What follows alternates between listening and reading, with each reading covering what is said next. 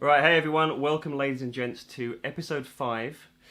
Today I wanted to kick things off with that riff, which is, for anyone who doesn't know, that was a song by Stone Temple Pilots. Tripping on a Hole in a Paper Heart is the name of the song. And I wanted to start with that in reference to one of the comments that I got in response to my last video where I was talking about guitar players that I feel are underrated. And somebody brought up Deleo from Stone Temple Pilots, and he's absolutely also on my list of highly underrated players.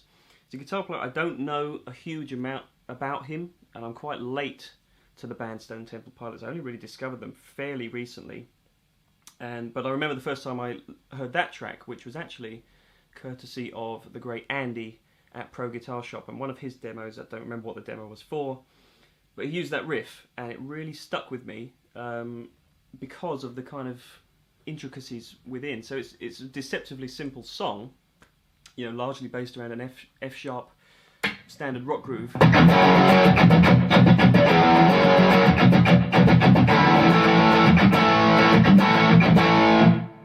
And you know, that's the way most people would play it, but what I love about his playing is the intricacy within. So for example, he's actually, rather than playing a standard A chord, he's actually playing what I guess would be a B major with an A in the bass, so it sounds like this.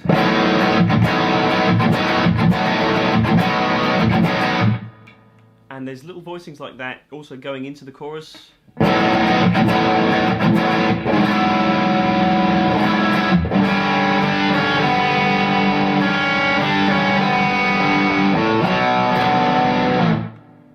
Stuff like that I just think is so cool, and I really try and bring that into my own playing as well, because it really brings chords to life, and it adds a melodic element, particularly with those dissonant notes where you've got stuff like that, the flat fifth, which I guess Dean kind of took from dancing days.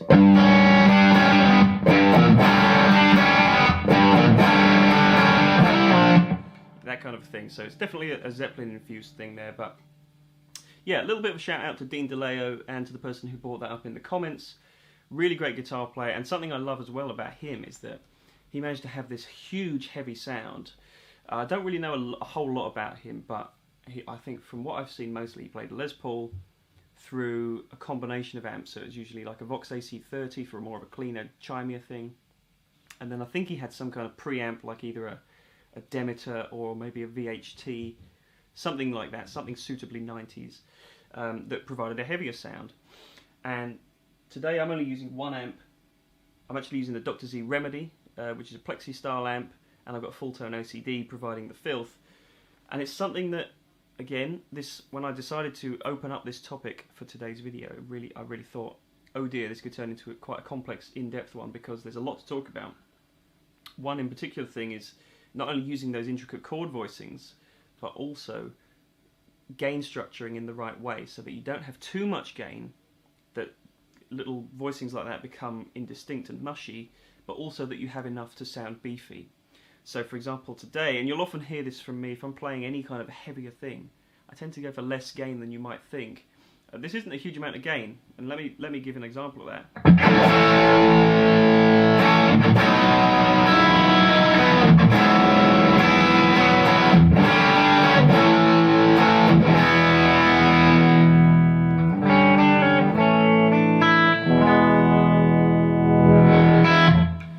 Like to have just enough gain that you get sustain and fullness, but not too much that you can't do that. You can't just ease back on the volume and have it clean up and have each string come very sharply into focus. So that's something that Dean Deleo does very well. I recommend, if you haven't heard much of the band Stone Temple Pilots, go back and listen to them. They have a ton of great riffs, really interesting guitar player, and it's certainly one that reflects quite a lot on what I do. And there's something carrying on from this. When I'm talking about using open strings, you can use this in a number of different ways, and usually you'll find, if I just turn the distortion off, so I've got a cleaner sound, it is something that I do a lot, particularly if I'm playing with a cleaner sound. My default kind of a sound will be to use a partly barred chord, so let me take A major for example, and then to add in those on top, which I guess is like the second and the fifth. And then you can just move that major shape around.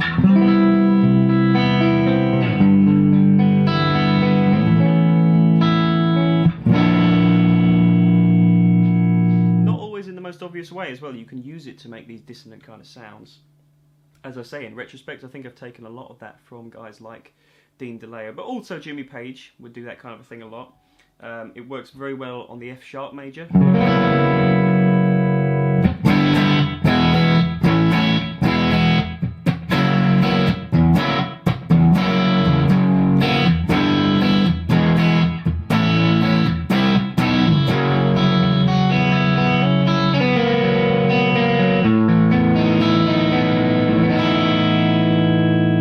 Another favourite voicing of mine right there, which I couldn't even tell you what that is. It's almost the A under a B major that I was talking about with Dean, but you've still got the E in there, so it's a little bit of a complex chord. A lot of these things, I don't know technically what they are, but I just know that they work, and they add this kind of layer of sparkle to whatever you're playing, and it's useful to really ring out the most harmonic content of the guitar. So rather than just, even in a fairly aggressive higher gain thing, if I put the distortion back on, even if you are playing something higher gain, having the higher strings ringing out not only keeps the chunk of the chord, but it also adds in this space, this harmonic spread. It doesn't work all the time, but if you're the only guitar player in a band, that's something very useful, I think, is to add in some of those open strings. Not always all of them, but I like using, either adding in a fourth or a fifth on top of a chord, or I also like adding in a major seventh, so C is perfect for this, for example. So very much the Manic Street Preachers thing.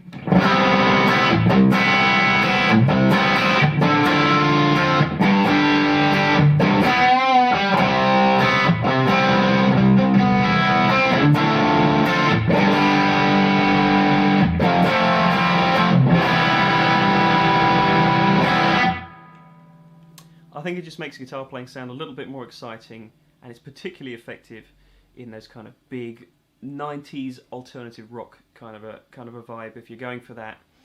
But equally, it works well clean as well. So that's just a little tip for today. It's not really a lesson because I haven't really explained anything other than play those open strings more.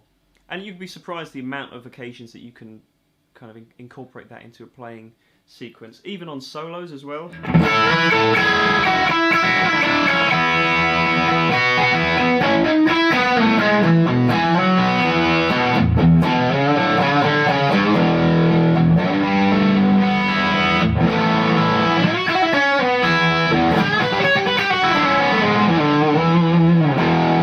In fact, the last thing I'll just say on the subject is I've got a favourite little lick that I do a lot that works very well for this.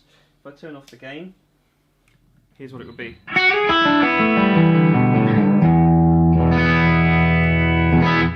So basically it's a descending pentatonic scale, I think, with a major third in there at the start.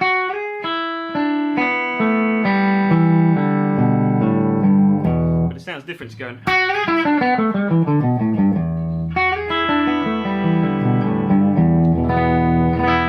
And you can kind of imply different intervals there as well.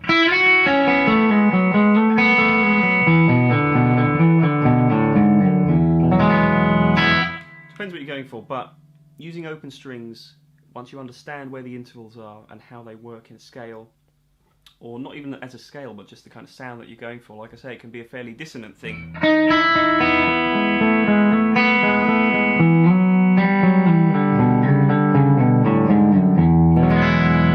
Just have a play around. It really helps to open up the fretboard as well, because you're literally jumping from up here to down here very quickly. So your harmonic knowledge, I think, really improves by using open strings as much as you can. Not only does it sound different, it sounds interesting, but it also really expands the harmonic complexity of what you can do. That's enough gibberish in terms of technical talk for today, but hopefully you'll get something from that.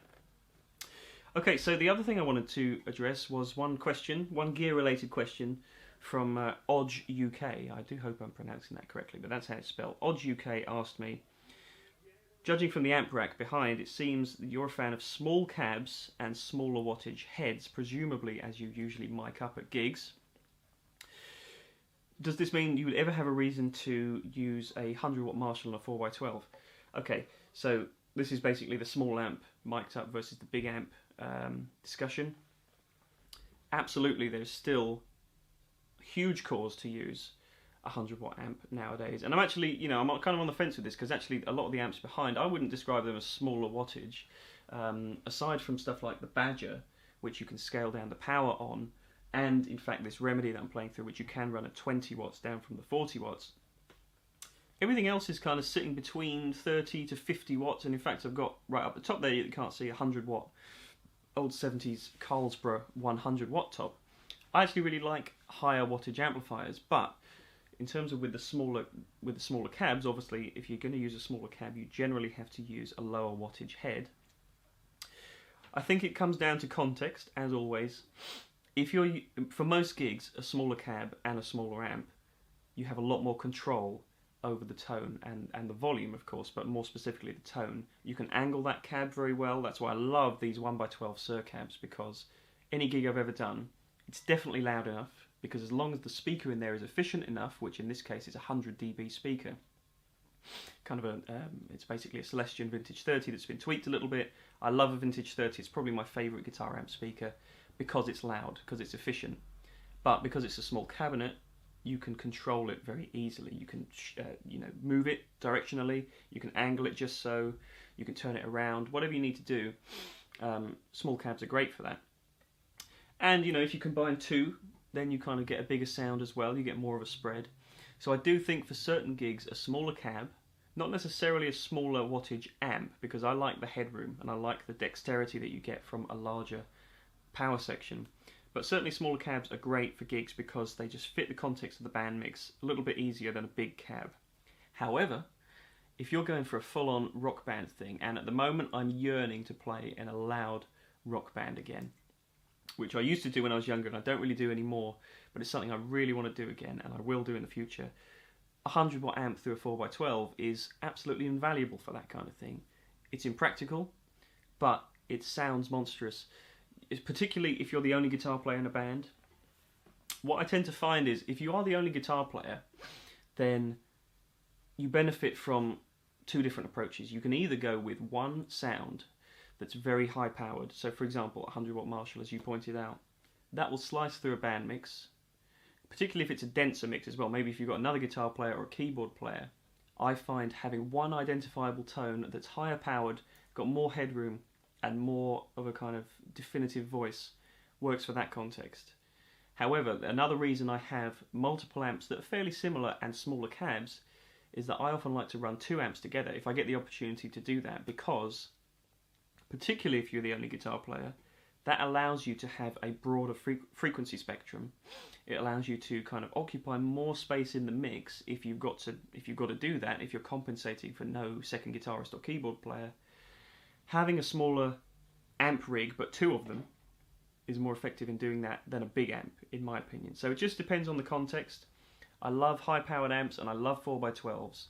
Unfortunately, I don't get to use them that much, but there's definitely cause for having both. I'm curious to know what you people in the comments think, so let me know in the comments what you think about the small versus big amp debate. I think, you know, pros, small amps are better for control and for volume, and probably for versatility as well, because you can just use a small pedal platform amp and get a multitude of different tones. But I think there's definitely a time and a place for a big amp and a big cab. I also have this 2x12 cab that I use a lot when I'm the only guitar player in a band, which is, you know, happy halfway between a small 1x12 and a big 4x12. A 2x12 is pretty much covers all bases. So, bit of a bigger question than I'm giving credit for today. I'll certainly talk more in the future about the small versus big amps thing, but that's my opinion. So there's definitely cause to have both. Neither one is better than the other, but it's all about context. So just bear that in mind. Don't buy a 100 watt amp to play at home, is my opinion. Last thing I want to do today, as I've played and waffled on quite a lot, I want to draw back to the underrated players thing I talked about last week. I want to bring up another name today that means a lot to me, which is this guy, G.E. Smith. This album, if you haven't heard it before, Incense, Herbs and Oils, is, in my opinion, one of the fundamental guitar albums, certainly of recent years. When I first heard that, I was probably about 13. I got into G.E. Smith, who, for those who don't know, is a very, very undervalued guitar player. He's had a very illustrious career playing on Saturday Night Live. He was in Bob Dylan's touring band for a few years. He played with Hall & Oates in the early 80s. He's played with a bunch of different really significant American artists. And that album was him doing his own thing in his own right. And it's basically, as the name of the album implies, Incense, Herbs and Oils. I think it's kind of a very strong reference to the first Paul Butterfield Blues Band record, which they were standing in, the album cover famously, they were standing in front of a shop that had that moniker on the window or something. And that album is him having fun, basically. I think he wrote most of the tunes himself. There's a couple of covers.